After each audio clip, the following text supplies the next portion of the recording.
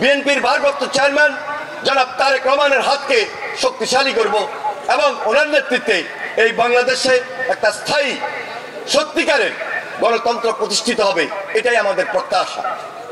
আমাদের প্রত্যাশার জায়গা থেকে আমাদের দাবি রয়েছে বর্তমান যে অন্তর্বর্তীকালীন সরকার খুব সহসায় খুব শীঘ্রই এদেশে একটা সাধারণ নির্বাচনের ব্যবস্থা গ্রহণ করবেন, যেখানে জনগণের সরকার প্রতিষ্ঠিত হবে। তারেক রহমানের নেতৃত্বে যে স্বপ্ন, যে লক্ষ্য, স্বপ্ন এবং লক্ষ্যে পৌঁছার জন্য তারেক রহমানের হাতকে শক্তিশালী করা, তার মধ্য দিয়ে আমি মনে করি আমরা যেভাবে একত্রে ছিলাম, যেভাবে দীর্ঘদিন কাজ করে সেই স্বৈরাচারী হুসেইন মোহাম্মদ এরশাদের বিরুদ্ধে, ফ্যাসিস্ট হাসিনার বিরুদ্ধে লড়াই সংগ্রাম করে একটা স্বাভাবিক পরিস্থিতির মধ্যে এসেছি,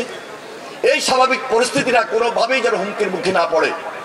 এই পরিস্থিতিটাকে সুন্দরভাবে ধরে রাখা, এটা আমাদের সাবেক এবং বর্তমান নেতৃবৃন্দের দায়িত্ব হয়ে দাঁড়িয়েছে।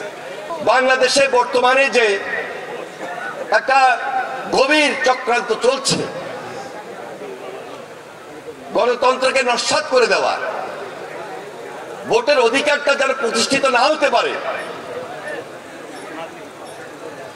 এই যে চক্রান্ত, এই যে ষড়যন্ত্র, এই যে বিএনপির বিরুদ্ধে অপপ্রচার, সবকিছু মিলে তার মোকাবেলা করার জন্য আমি মনে করি সবচেয়ে উত্তম জায়গা হলো, বলিষ্ঠ কথার স্থান হলো এই সাবেক এবং বর্তমান জাতীয়তাবাদী ছাত্র দলের সকল পর্যায়ের নেতৃবৃন্দ।